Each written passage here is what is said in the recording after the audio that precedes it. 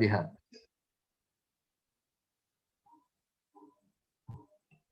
Bismillah walhamdulillah wa sallallahu wa sallam ala sayyidi rasulillah wa ala alihi wa ashabihi at-tayyibin at-tahirin wa man walah.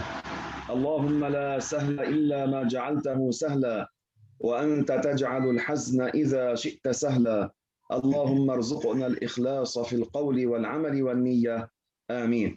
Akhlisu an-nawaya lillahi tabaraka wa ta'ala nanwi bisama'i hadha ad-dars طلب الأجر من الله عز وجل. الحمد لله رب العالمين وصلى الله وسلم على سيدنا ومولانا محمد وعلى آله وصحبه الطيبين الطاهرين. Sama-sama mari kita berniat ikhlas karena Allah dalam majlis ini.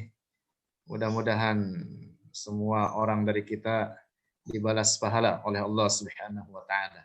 Amin. القرآن الكريم هو المهيمن المسيطر على الكتب السابقة، يعني الله تعالى جعله ينسخ ما كان قبله من الشرائع. Al-Quranul Karim adalah kitab suci yang menguasai seluruh kitab-kitab sebelumnya.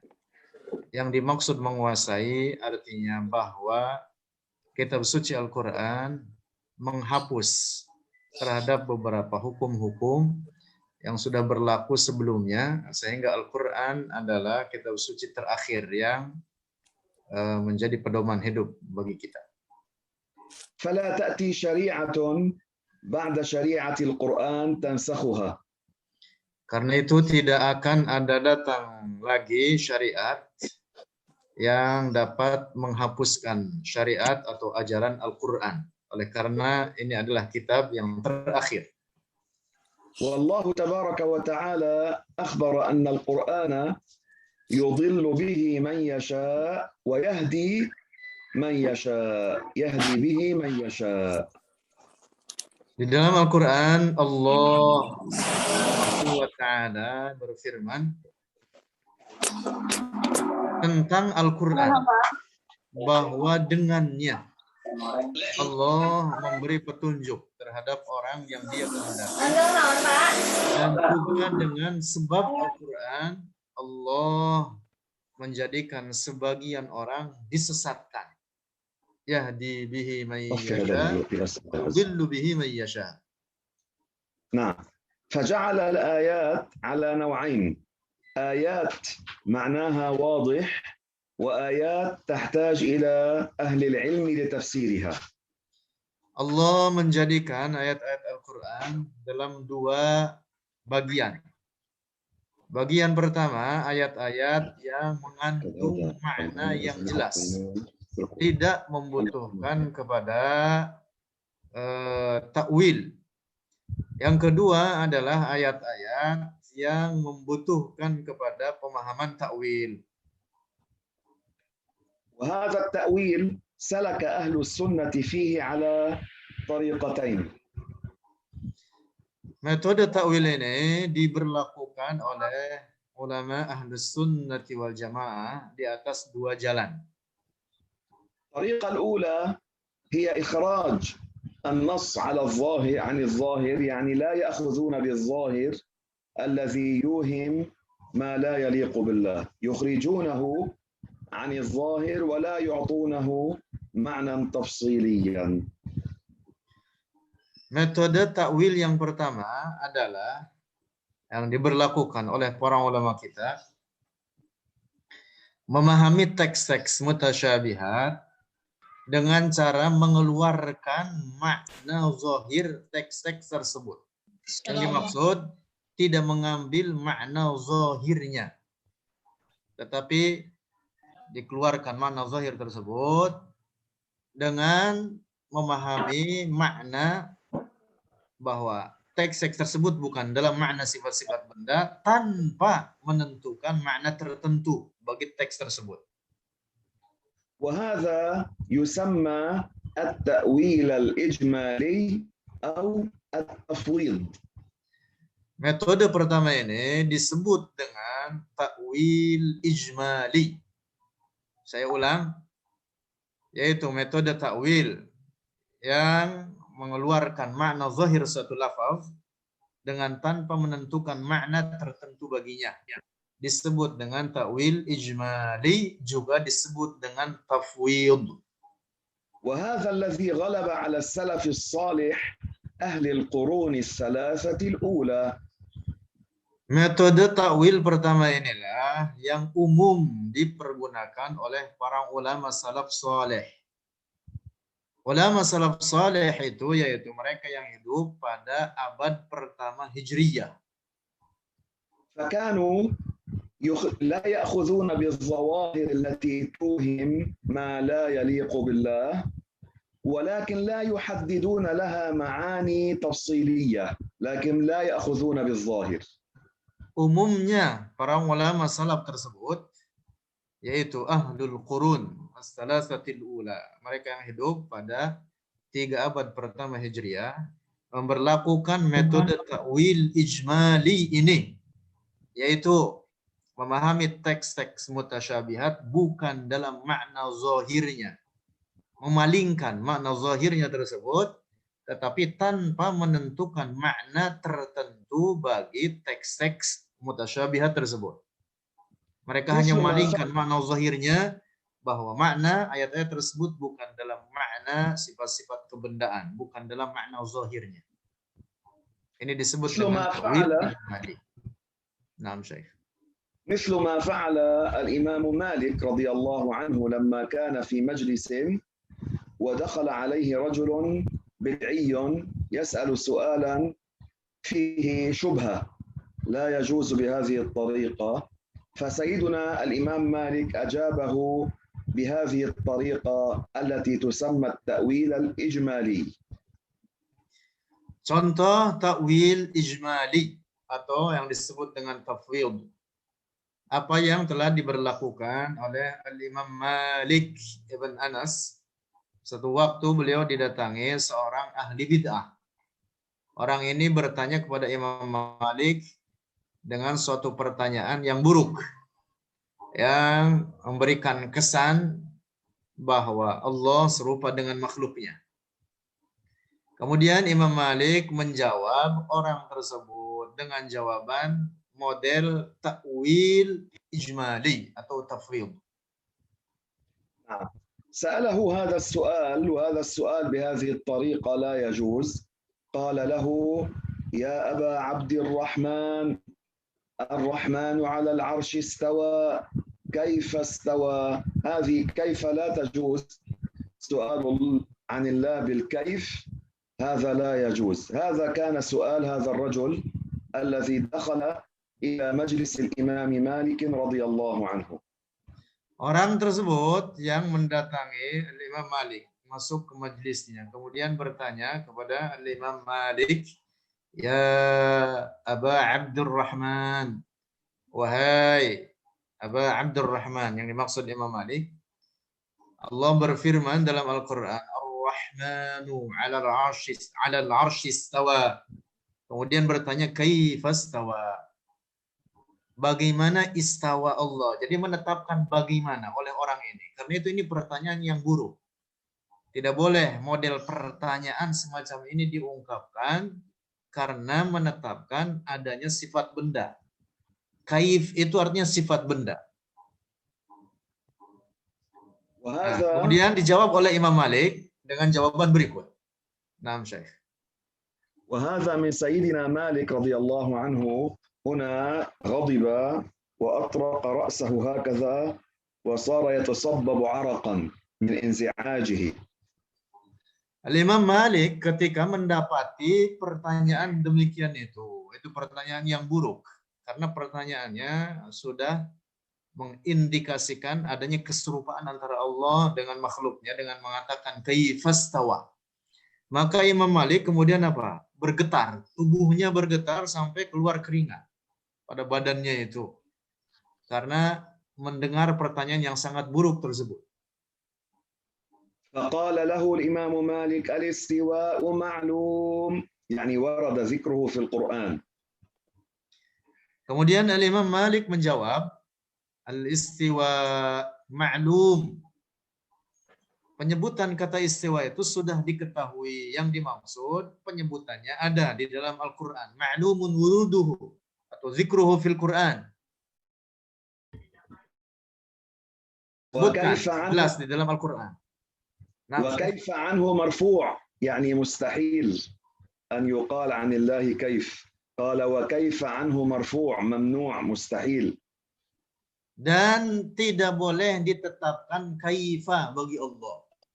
Wa kaifa anhu marfu'. Karena kaif itu sifat benda. Imam Malik menjawab dengan jawaban yang sangat baik. Ketika orang tersebut menetapkan kaif bagi Allah, dijawab oleh Imam Malik, Allah tidak dikatakan baginya kaif. Wa kaifa anhu marfu'. وفي رواية قال وكيف عنه غير معقول. Dalam riwayat lain, Al-Imam Malik menjawab, wa kaifa anhu ghairu ma'qul. Artinya sifat benda, kaif itu sifat benda. Tidak boleh ditetapkan bagi Allah karena itu tidak diterima oleh akal. Adanya sifat benda atau kaif bagi Allah Subhanahu wa taala. قال والإيمان به واجب يجب علينا أن نصدق بالاستواء لأنه ورد ذكره في القرآن لكن بلا كيف. Kemudian Imam Malik menjawab lanjutannya, wal imanu bihi wajib, dan beriman dengannya istawa itu wajib oleh karena disebutkan dalam Al-Quran, tetapi bukan dalam pengertian sifat benda. Tidak boleh ditetapkan kaif baginya. قال له ولا أراك إلا مبتدعا. يعني أنت ترمي بهذا السؤال أشياء من أهل البدعة. هذه طريقة أهل البدع الذين زاغوا عن طريقة أهل السنة وطلب أن يخرج. قال أخرجوه. Kemudian Imam Malik berkata, aku melihat engkau ini adalah seorang ahli bid'ah. Artinya apa? Artinya ucapanmu dengan model pertanyaanmu seperti itu, dengan menetapkan kaif, engkau telah sesat di dalamnya. Karena berarti dengan pertanyaanmu itu, engkau memendam dalam dirimu adanya sifat-sifat kebendaan bagi Allah. Maka kemudian Imam Malik memerintah kepada orang-orang yang di majelis tersebut untuk mengeluarkan orang tersebut dari majelisnya. Maka kemudian dikeluarkan orang tersebut dari majelis Al-Imam Malik. فهذا يقال له تأويل إجمالي. هذا ما غلب على السلف. Metode yang diberlakukan oleh Imam Malik semacam ini disebut dengan ta'wil ijmali. Ta'wil ijmali. Model atau metode takwil semacam inilah yang umum diberlakukan oleh para ulama salaf, yang disebut juga dengan metode tafwid. Nah, والإمام أحمد كذلك رضي الله عنه قال استوى كما أخبر لا كما يخطر للبشر. هذا أيضا تأويل لكن يقال عنه إجمالي، يعني لم يحدد معنى لكلمة استوى تفصيليا من المعاني التي تقبلها اللغة العربية. Demikian pula metode ta'wil ijmali ini diberlakukan oleh Al-Imam Ahmad ibn Hanbal, yang notabene ulama salaf, sama juga dengan Al-Imam Malik. Bahkan Imam Malik terlebih dahulu daripada Imam Ahmad. Al-Imam Ahmad mentakwil atau memberlakukan takwil ijmali terhadap istawa yang disebutkan dalam Al-Quran. Beliau mengatakan istawa kama akhbar la kama yakhturu lil bashar. Nah, istawa yang disebutkan dalam Al-Quran sebagaimana diberitakan oleh Allah, disebutkan dalam Al-Quran la kama yakhturu lil bashar, tidak seperti apa yang tergambar bagi manusia. Artinya bukan seperti yang kita pikirkan, bukan seperti yang kita bayangkan. Istawa Allah bukan dalam makna sifat benda. Nah, ini metode disebut dengan metode ta'wil ijmali atau pula disebut dengan tafwid. وأما الطريقة الثانية لأهل السنة والجماعة في تفسير المتشابهات فهي الطريقة الثانية تسمى التأويل التفصيلية، وهي أيضا فيها أن نخرج النص عن الظاهر، يعني لا نأخذ بالظواهر التي لا تليق بالله، ظواهرها توهم أشياء لا تليق بالله فلا يأخذون بها السلف والخلف. Ada pulpen di situ di depan tuh di box. Yang kedua, metode Ahlus Sunnati wal Jamaah dalam berlakukan takwil terhadap teks-teks mutasyabihat adalah metode yang disebut dengan takwil tafsili. Takwil tafsili yaitu memalingkan teks-teks mutasyabihat dari makna zahirnya. Tidak mengambil makna zahirnya.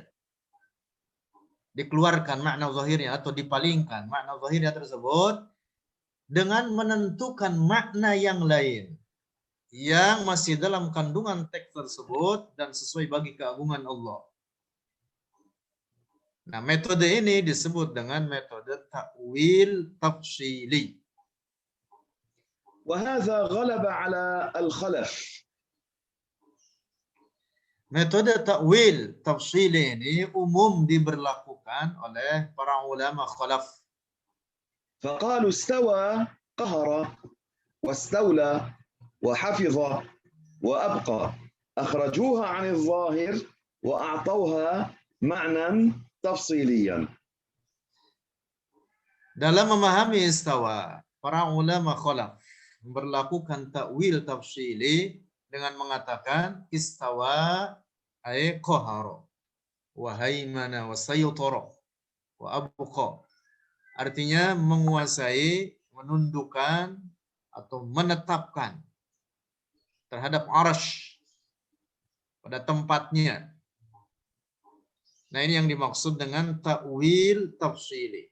Jadi menentukan makna tertentu bagi teks mutasyabihat tersebut dengan memalingkan makna zahirnya.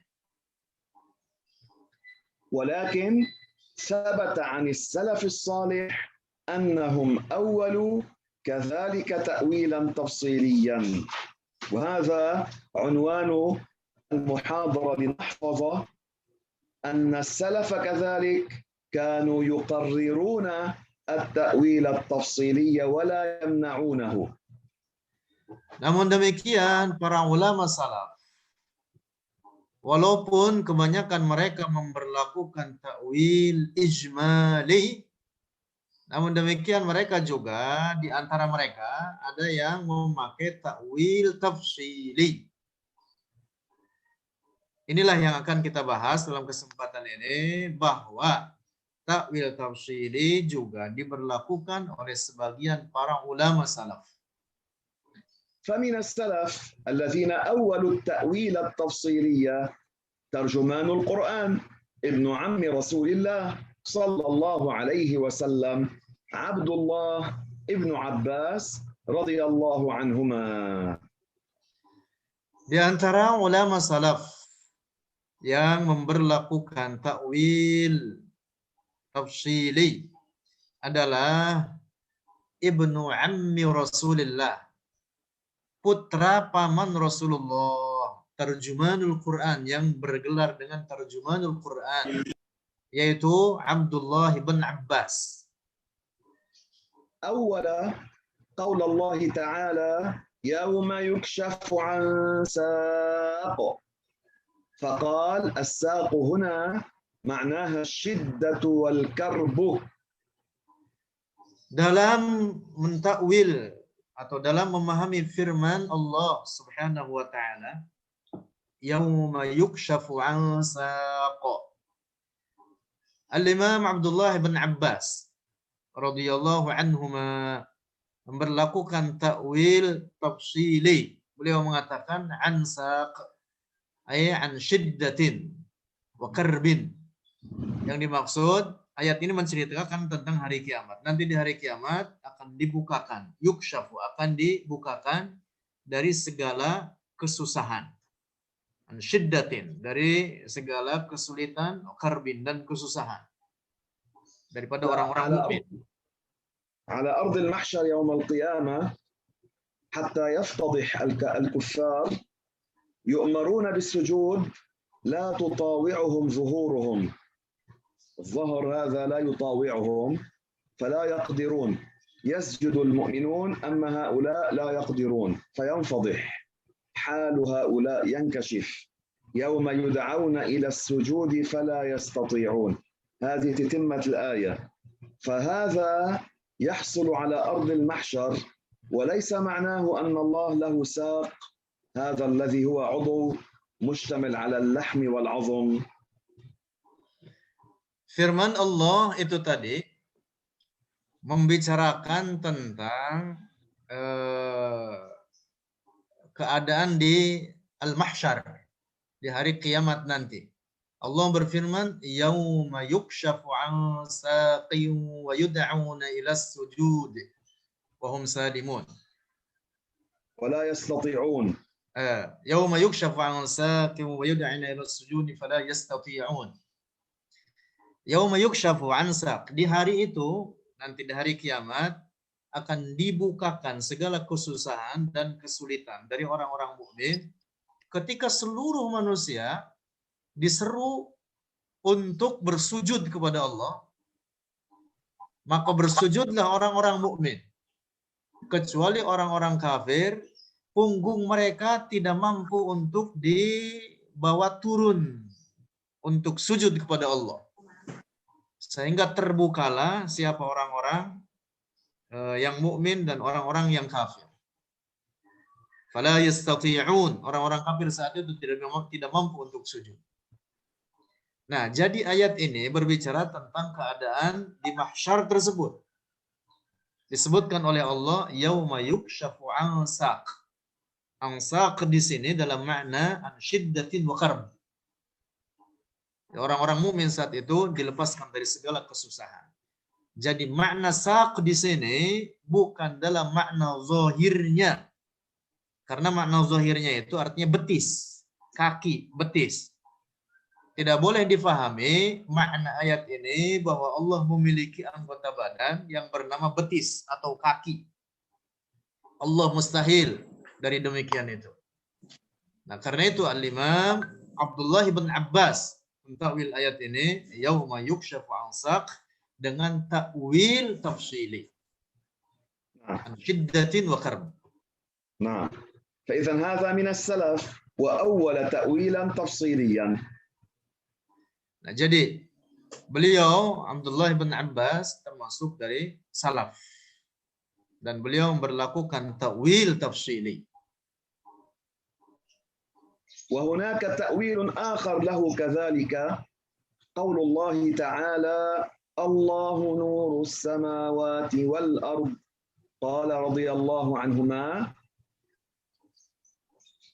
الله يهدي من يشاء من أهل السماوات والأرض. هذا المؤمنين الملائكة يعني أهل السماوات لنور الإسلام ويهدي من يشاء من الناس لنور الإيمان من أهل الأرض. Kemudian ada takwil tafsili lain selain ayat itu tadi dari Abdullah bin Abbas radhiyallahu anhuma, yaitu pada firman Allah, Allahu nurus samawati wal ard. Beliau mentakwil nur, mentakwil kata nur dalam ayat ini, kata beliau, yang maha memberi petunjuk. Nur di sini artinya yang maha memberi petunjuk, bukan dalam makna cahaya atau sinar. Sehingga makna ayat ini artinya Allah yang maha memberi petunjuk bagi penduduk langit dan sebagian penduduk bumi. Allah nurus samawat, ay ahlis samawat. Yahdi ahlas samawat. Yang dimaksud adalah para malaikat. Penduduk langit adalah para malaikat. Dan sebagian penduduk bumi, yaitu dari bangsa manusia.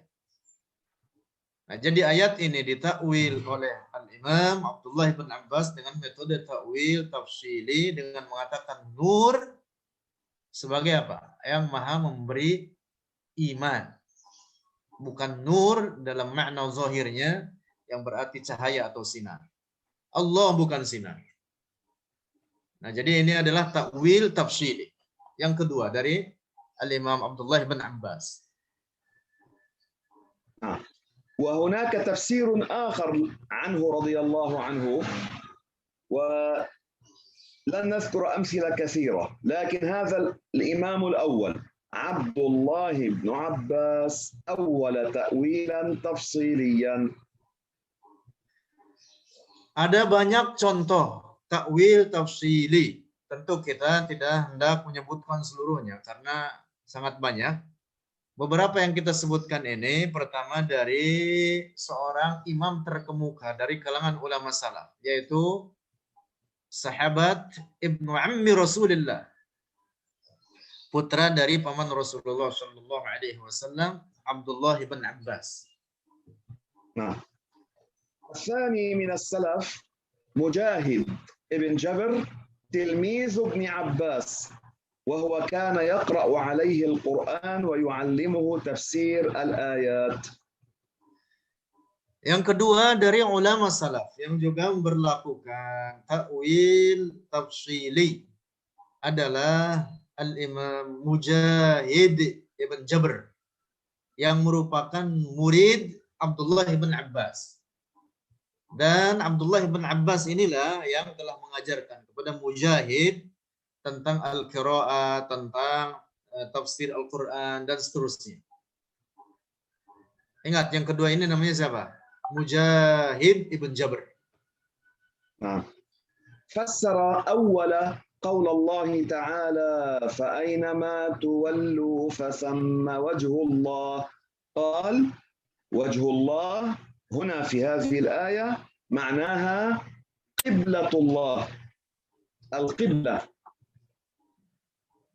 Al-Imam Mujahid, murid Abdullah bin Abbas, telah mentakwil secara tafsili terhadap firman Allah, fa aynama tuwallu fasamma wajhullah. Fa aynama tuwallu, maka kemanapun kalian menghadap, makna harfiah ayat ini, fasamma wajhullah, maka di sanalah wajhullah ay qiblatullah.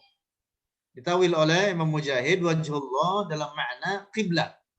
Al-wajh ditakwil dengan makna al-qiblah.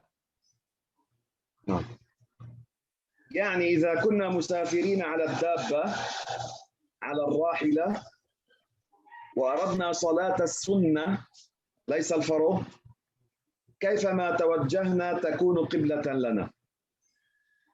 Ayat ini membicarakan tentang hukum sholat di atas binatang tunggangan. Apabila kita hendak sholat sunnah, penting ini, dicatat sholat sunnah, bukan sholat fardu. Sholat sunnah di atas binatang tunggangan,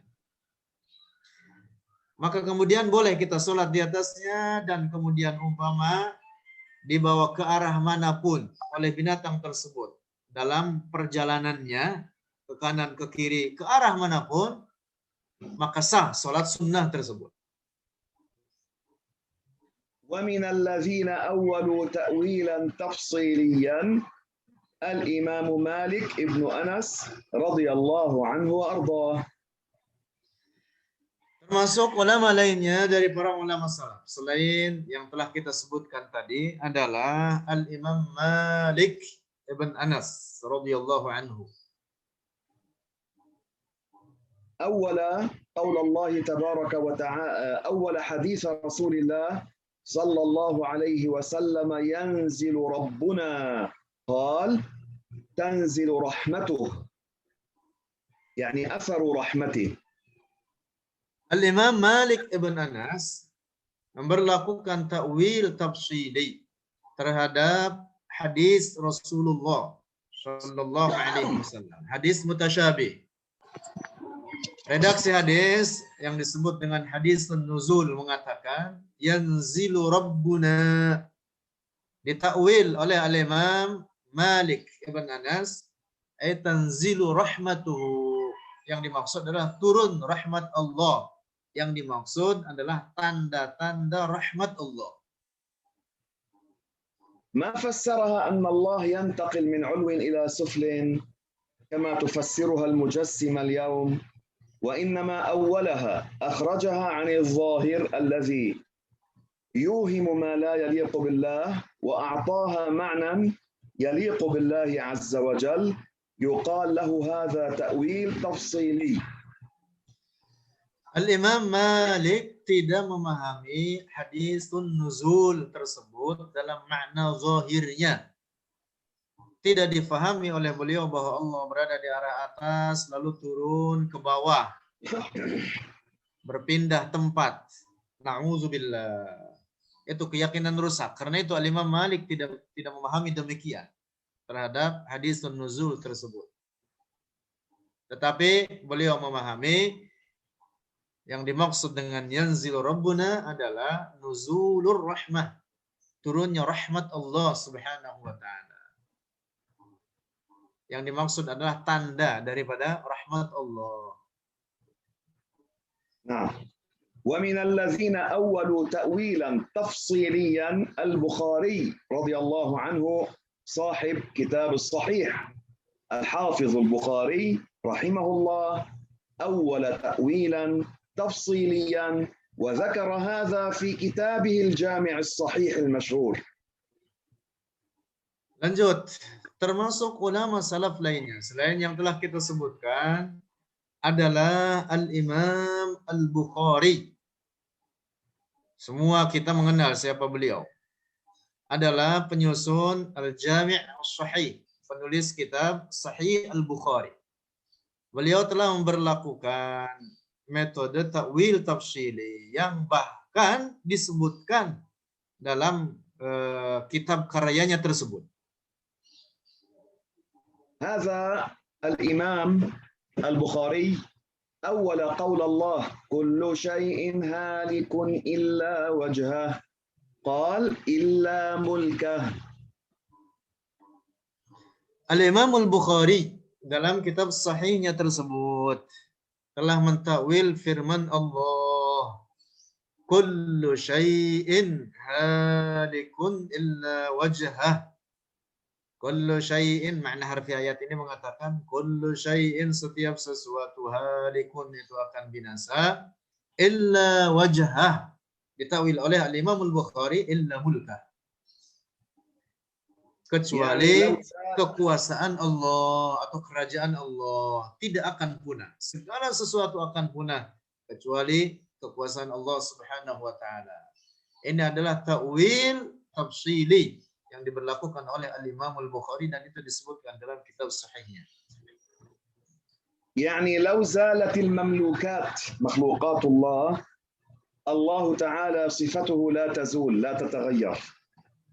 Yang dimaksud ayat ini, kullu syai'in halikun illa wajha, bahwa ketika nanti seluruh makhluk Allah ini akan hancur punah, maka kekuasaan Allah tidak akan berubah, tidak akan hancur, tidak punah, tidak berubah.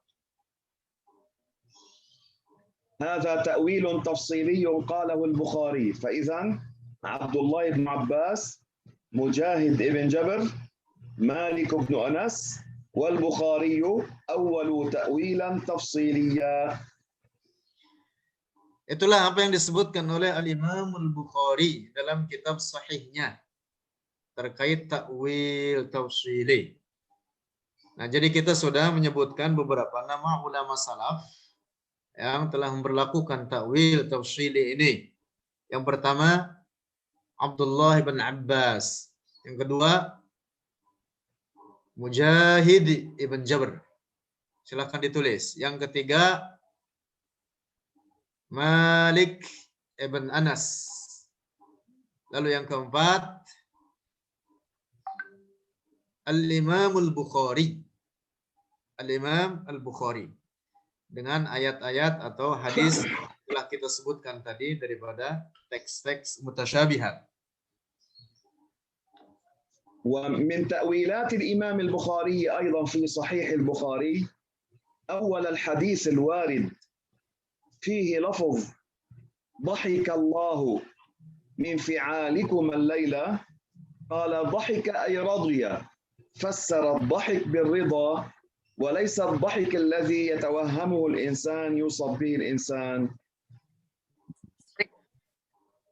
Termasuk takwil lainnya yang juga disebutkan oleh Al-Imam Al-Bukhari dalam kitab sahihnya adalah bahwa beliau mentakwil tafsili, berlakukan takwil tafsili terhadap hadis yang menyebutkan dhahikallahu al-lailata min fi'alikuma. Makna dhahika dalam hadis ini ditakwil oleh Al-Imam Al-Bukhari di dalam makna ar-ridha, bimakna ar-ridha. Bukan dalam makna zahirnya, bukan dalam makna zahirnya yang digambarkan atau dihayalkan oleh kita dalam makna tersenyum. Allah tidak boleh disifati dengan sifat ini, tapi makna dhahika di sini adalah dalam makna ar-ridha. Allah meridai apa yang telah kalian berdua lakukan di malam ini. Itu yang dimaksud hadis tersebut. إذا قالوا لنا السلف ما أولوا نقول لهم لا السلف أولوا لكن غلب عليهم التأويل الإجمالي وثبت عن كثير منهم أنهم أولوا تأويلا تفصيليا فلا تنكروا علينا ولا تدعوا أنكم من أهل السلف فأنتم لستم من السلف لا زمنا ولا منهجا ولا عقيدة. Nah, maka kalau kita mendapati ada orang mengatakan para ulama salaf tidak memberlakukan takwil, bantah. Orang tersebut kita bantah. Para ulama salaf memberlakukan takwil. Takwil ijmali dan takwil tafsili. Walaupun umumnya ulama salaf berlakukan takwil ijmali, namun demikian juga ada para ulama salaf yang memberlakukan takwil tafsili. Seperti yang kita sebutkan nama-nama tadi di antaranya. Nah, dengan demikian kalau ada orang mengatakan atau mengingkari takwil tafsili dari ulama salaf, kita bantah dengan bukti yang kita sampaikan ini. Dan kita katakan kepada mereka, kalian kalau mengaku diri kalian sebagai pengikut salaf, maka kalian telah berdusta, bohong. Kalian bukan pengikut salaf. Di dalam akidah, di dalam ajaran, di dalam cara beragama, kalian bukan ulama salaf dan tidak mengikuti ajaran salaf. Karena para ulama salaf berlakukan takwil, baik takwil ijmali maupun takwil tafsili. فإذا من السلف الذين أولوا تأويلا تفصيليا عبد الله ابن عباس، مجاهد تلميذ ابن عباس، البخاري، مالك ابن أنس، وكذلك أيضا الإمام أحمد رضي الله عنه. Beberapa nama yang sudah kita sebutkan dari ulama salaf yang telah melakukan takwil tafsili. Kita ulang kembali dengan tambahan nama lainnya. Yang pertama Al-Imam Abdullah bin Abbas. Dua, murid beliau yaitu Mujahid ibn Jabr. Kemudian yang ketiga Al-Imam Al-Bukhari. Kemudian yang keempat Al-Imam Malik ibn Anas. Dan kemudian yang kelima tambahan yaitu Al-Imam Ahmad ibn Hanbal.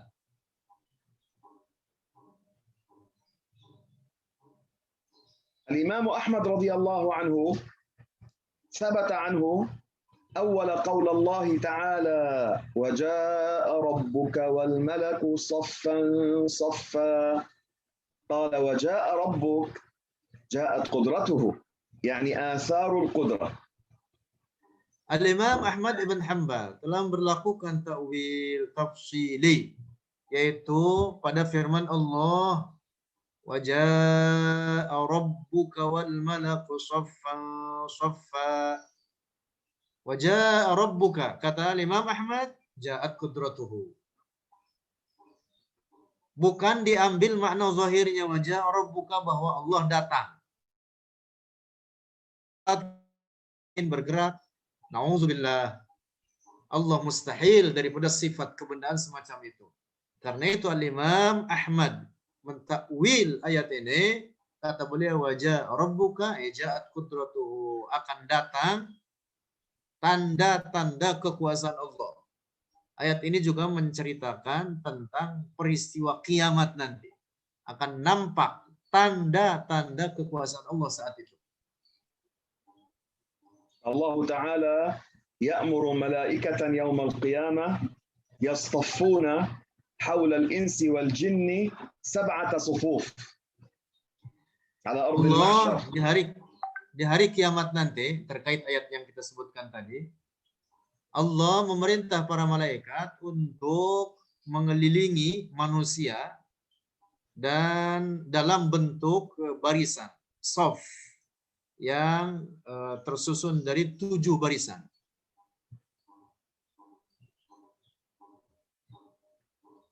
هذا الإمام رضي الله عنه قال ويأمر الله تعالى ملائكة يجرون جزءا من جهنم. هذا الجزء يجرونه إلى ما يقارب أرض المحشر يراه الناس والكفار تتقطع قلوبهم من الخوف والرعب. هذا معنى وجاء ربك.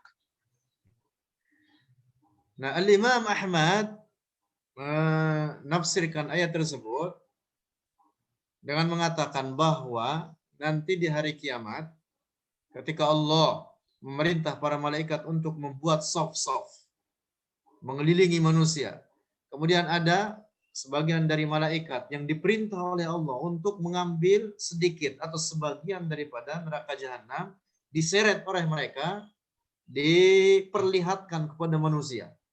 Saat itu seluruh manusia ketakutan, kecuali orang-orang mukmin.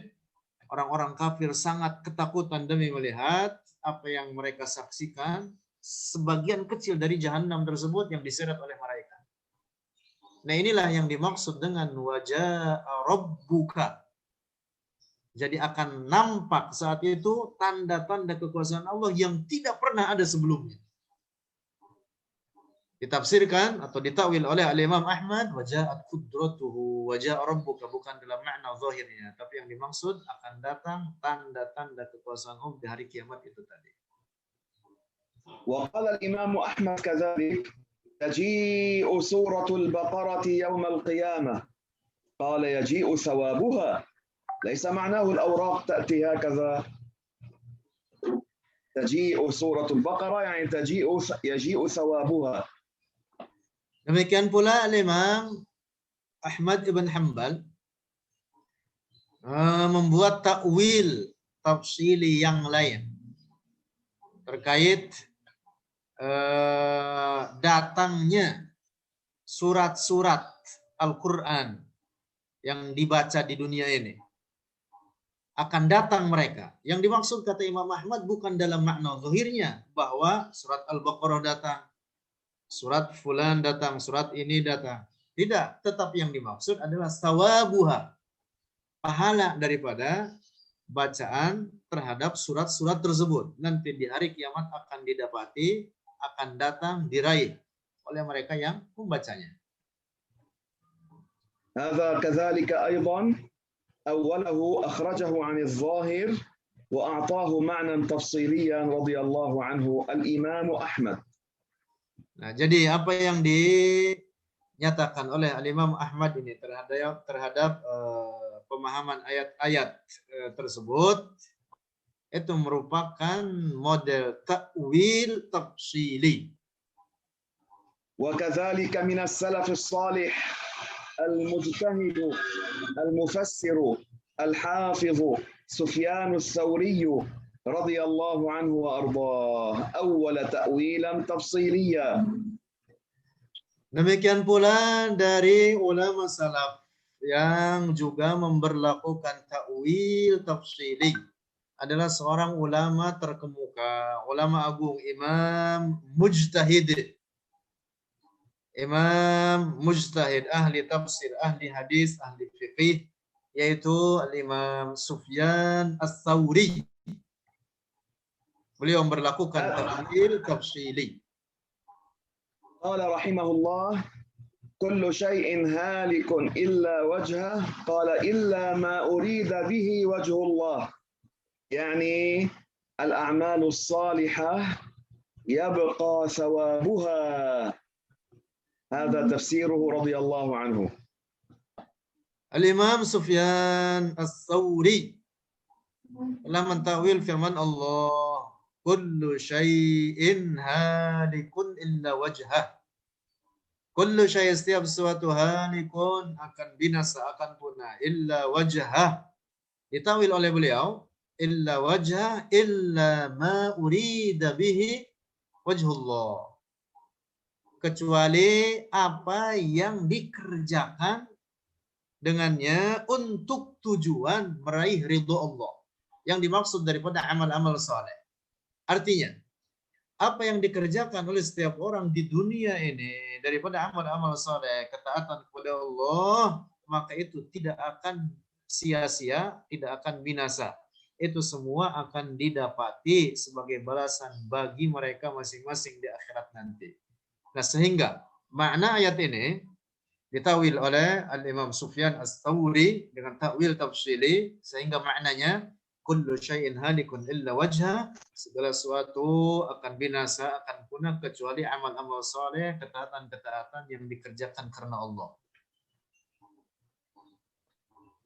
ومعناه إذا الإنسان عمل في الدنيا مثل هذا الدرس الآن تراه يزول، يعني بعد أن انتهى، لكن كيف نقول عنه يبقى؟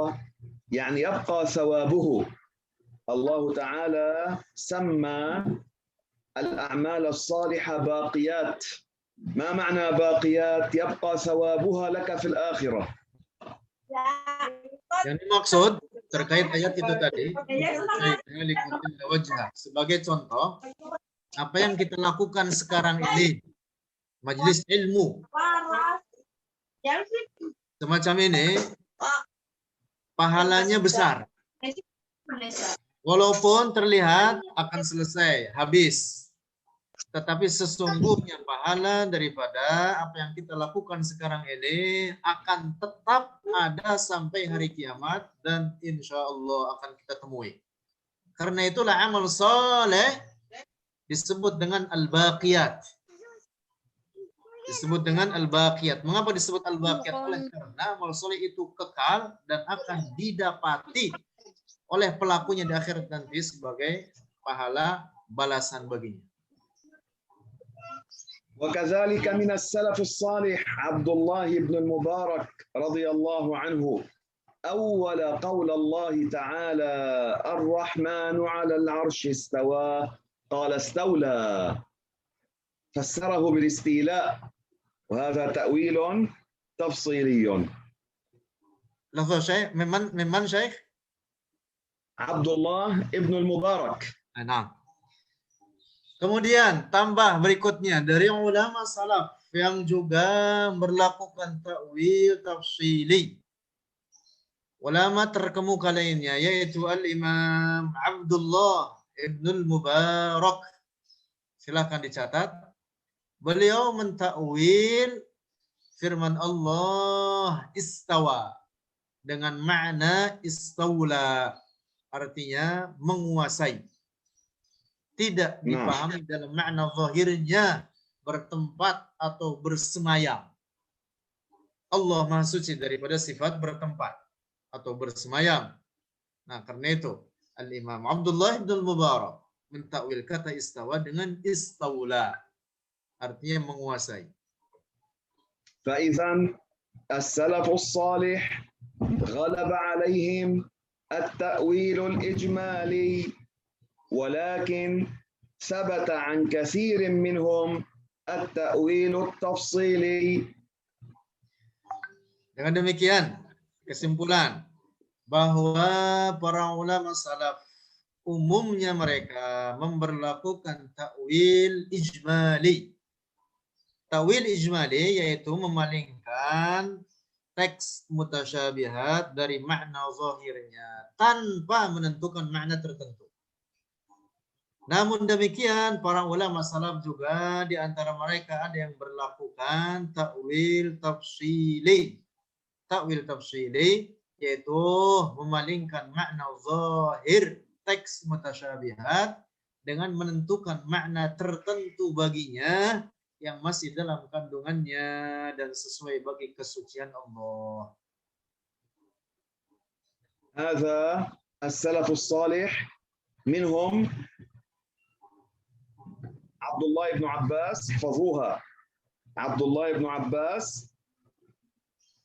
مجاهد بن جبر، البخاري، الإمام مالك، الإمام أحمد، الإمام سفيان الثوري، وعبد الله ابن المبارك وغيرهم كثير أولوا تأويلا تفصيليا.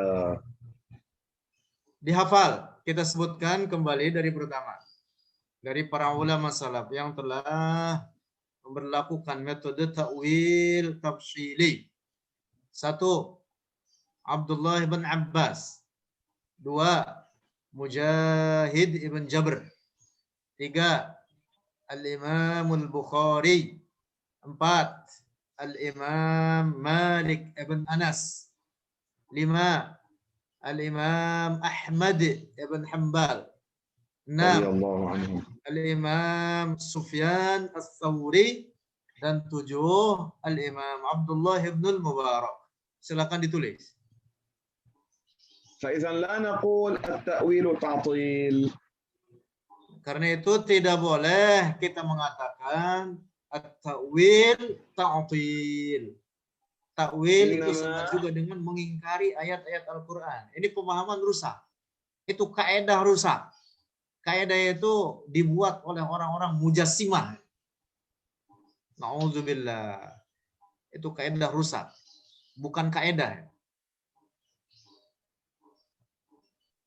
فلا يقال إذا نحن أولنا التأويل التفصيلي أنتم معطلة.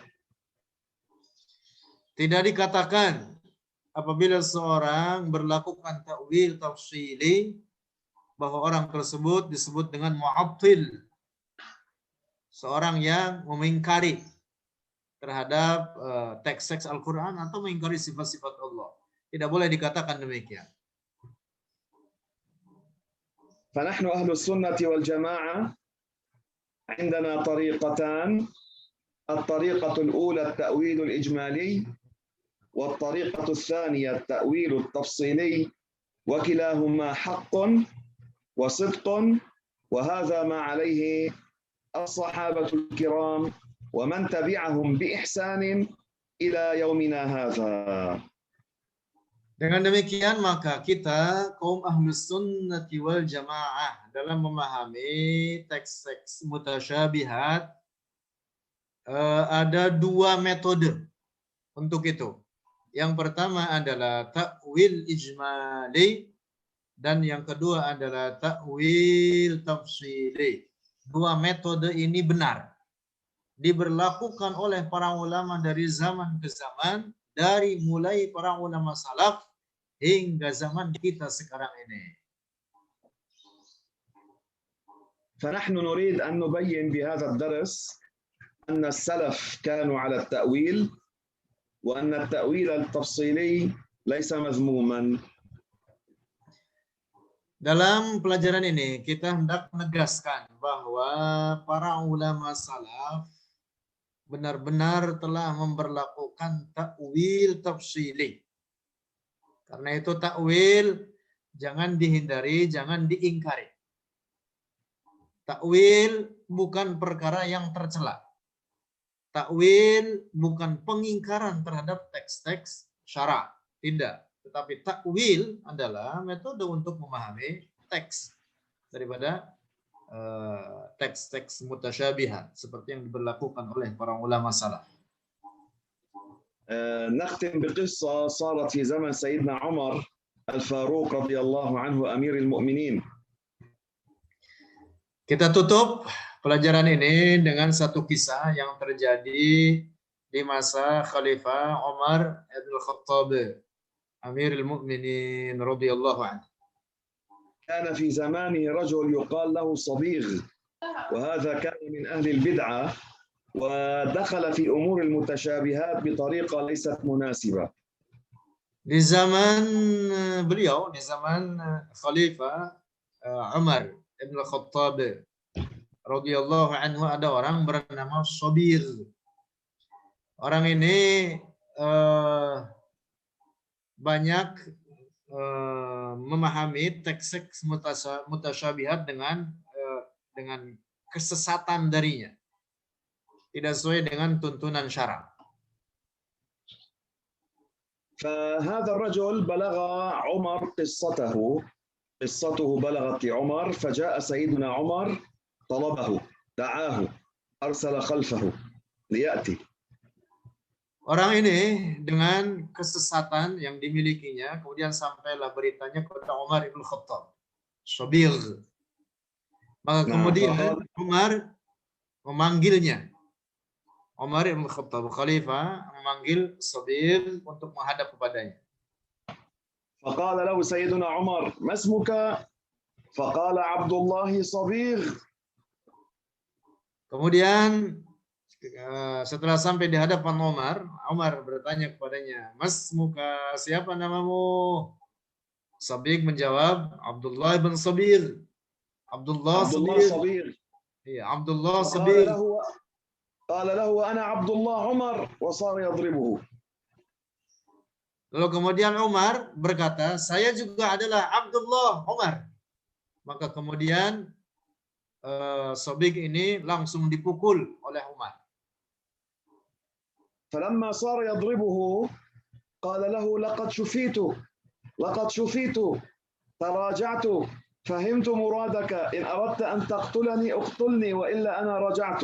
يعني ما عدت أتكلم في المتشابهات بغير حق.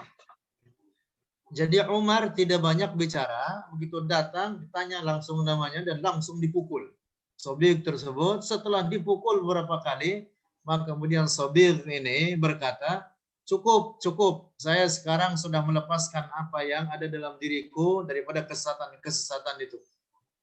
Kalau engkau hendak membunuhku silakan bunuh, tapi sekarang saya sudah melepaskan apa yang ada dalam diriku. Aku faham apa yang kau maksud dengan pukulan-pukulan ini.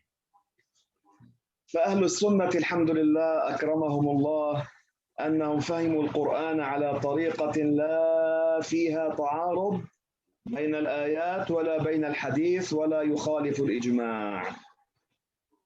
Maka Ahlus Sunnati wal Jamaah yang merupakan kelompok yang benar telah memberlakukan takwil ini, baik takwil ijmali dan takwil tafsili. Mereka memahami teks Al-Quran maupun hadis Rasulullah dengan makna yang benar, tidak menjadikan satu dengan yang lainnya saling bertentangan. Inilah akidah dan ajaran Ahlus Sunnati wal Jamaah yang kita berada di atasnya. وأما الناس في أمر المتشابهات فيوجد غير أهل السنة طريقتان فاسدتان. Ada kelompok di luar Ahlus Sunnati wal Jamaah, tentu adalah kelompok yang sesat. Dalam memahami teks-teks mutasyabihat, mereka menjalani dua metode. Dan metode menyesatkan. الطريقة الأولى باطلة فاسدة والطريقة الثانية هذه كذلك باطلة فاسدة. Metode yang pertama adalah metode yang batil, rusak. Demikian pula metode yang kedua yang diberlakukan oleh mereka, pergunakan oleh mereka juga metode yang batil dan rusak. الطريقة الباطلة الأولى قالوا لا نؤول ولا آية. يعني كلها نأخذها على الظاهر وهذا ما حمله المشبهة والمجسمة في أيامنا والمجسمة السابقون. Metode yang pertama yang diberlakukan oleh kelompok sesat ini, mereka mengatakan kita tidak memberlakukan takwil sama sekali dalam seluruh teks-teks baik Al-Quran maupun hadis. Mereka mengingkari takwil secara mutlak. Ini diberlakukan oleh kaum mujassimah di zaman kita sekarang, juga telah diberlakukan oleh kaum mujassimah di masa lampau. نحن أهل السنة بين هاتين الطريقتين. فإذا الطريقة الأولى باطلة والثانية باطلة. ما هي الثانية؟ Dua metode ini yang akan kita sebutkan, yang pertama tadi sudah disebutkan adalah metode yang rusak, diberlakukan oleh kaum mujassimah. Ahlus sunnah di pertengahan antara keduanya. Nah, metode yang kedua yang rusak, yang diberlakukan oleh kaum musyabbihah, mujassimah itu adalah berikut ini. الطريقة الثانية قالوا نؤول كل الآيات. هؤلاء الباطنية والعياذ بالله عندهم يؤولون يخرجون الآيات هكذا حتى المحكمة يؤولونها بلا حق. Kelompok yang kedua juga sama sesatnya dengan kelompok yang pertama yang diberlakukan oleh kelompok yang disebut dengan al-batiniyah. Mereka memberlakukan setiap atau memahami setiap ayat dan hadis-hadis atau teks-teks syara dengan takwil. Sehingga mereka juga mentakwil ayat-ayat muhkamat. Ini pemahaman rusak. Nah, jadi yang pertama dan yang kedua ini sama-sama rusaknya. Yang pertama anti takwil, yang kedua memberlakukan takwil dalam seluruh teks. Ini dua metode. Ahlus sunnah pertengahan antara keduanya. فنحن لا نقول نؤول كل الآيات المحكمات ولا نقول لا تؤول المتشابهات لا هكذا ولا هكذا. Nah, adapun ahlus sunnah yang di pertengahan antara kedua metode tersebut menetapkan bahwa ada ayat-ayat yang diambil dalam makna muhkamnya oleh karena dia telah jelas maknanya. Seperti ayat-ayat muhkamat. Telah jelas maknanya sehingga diambil dalam makna zahirnya. Tetapi demikian ada juga ayat-ayat yang harus difahami dengan takwil, yaitu pada ayat-ayat mutasyabihat. Karena ayat-ayat tersebut tidak boleh difahami dalam makna sifat-sifat kebendaan. Nah, jadi ahlus sunnah wal jamaah di antara dua metode tersebut itu tadi, pertengahan antara dua metode yang sesat. Metode yang pertama yang mutlak anti takwil, yang kedua metode yang sesat juga mengatakan bahwa semua teks harus ditakwil. Ahlus sunnah pertengahan antara keduanya. Barakallahu fikum, intabihu ala dinikum wa la tata'assaru bil kalami huna wa hunak bidun dalil wala bayyinah. وإنما نرجع إلى أهل الثقة والمعرفة في سماعنا لعلم الدين. Barakallahu fikum. Semoga Allah Subhanahu wa taala memberkahi, mencurahkan keberkahan dan rahmatnya bagi kita semua. Jaga masing-masing kita terhadap cara beragamanya. Jangan sampai mengambil di sana sini tanpa jelas siapa yang menyampaikan atau tidak jelas dari mana sumbernya. Pegang teguhlah apa yang menjadi keyakinan mayoritas umat Islam ini, ajaran Ahlus Sunnati wal Jamaah. ولا تقل لأن هذا عربي مجرد ذلك أنا آخذ منه التفسير أو الدين. لا، إنما الإنسان يتتبع هل هذا ثقة عدل، لأنه لا يستفتى أي إنسان إلا الثقة. Jangan hanya karena kita mendapati seseorang dari Arab, hidung mancung, jenggotnya panjang, pakai imamah, lantas kemudian dibenarkan dalam setiap apa yang diucapkannya. Karena dalam beragama ini hanya diambil daripada orang-orang yang istiqomah dalam urusan agama ini. Kita mengambil dari mereka yang telah memiliki mata rantai dalam cara beragamanya dan istiqomah dan dipercaya. نعم. بارك الله فيكم. لا تنسوني من الدعاء. اللهم اغفر لنا يا أرحم الراحمين. اللهم تب علينا واقبل توبتنا. اللهم ثبتنا على دينك حتى الممات. يا مقلب القلوب ثبت قلوبنا على دينك. يا مصرف القلوب صرف قلوبنا على طاعتك. اللهم اهدنا فيمن هديت وعافنا فيمن عافيت وتولنا فيمن توليت وبارك لنا فيما أعطيت وقنا واصرف عنا شر ما قضيت. اللهم يا الله يا الله ارحمنا فوق الأرض وتحت الأرض ويوم العرض عليك يا أكرم الأكرمين. علمنا علما نافعا وانفعنا بما علمتنا وانفع بنا وزدنا علما يا الله يا الله يا الله. واختم لنا بالحسنى واجعل آخر كلامنا لا إله إلا الله محمد رسول الله. وصل اللهم على سيدنا محمد وعلى آله وصحبه وسلم. وآخر دعوانا أن الحمد لله رب العالمين. ولا تنسوني من الدعاء. Saya berpesan jangan lupakan saya untuk diikutkan dalam doa-doa kalian. Amin. Insyaallah taala kama la tansawna min du'aikum syekhana. على الرأس والعين. السلام عليكم ورحمة الله وبركاته. Waalaikumsalam warahmatullahi wabarakatuh. Terima kasih Ustaz Khalil. Thank you, بارك الله فيكم. Amin. Wafikum. أكرمكم Oke. الله. Terima kasih Assalamualaikum. saudara-saudara semuanya. Waalaikumsalam.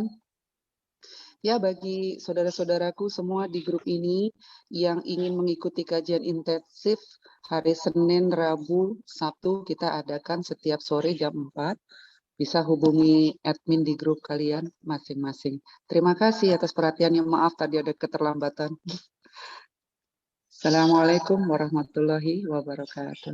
Terima kasih banyak Ustadz. Buriktum. Amin, amin. Barakallahu fikum. Barakallahu fikum. Akramakumullah. Wa asabakum.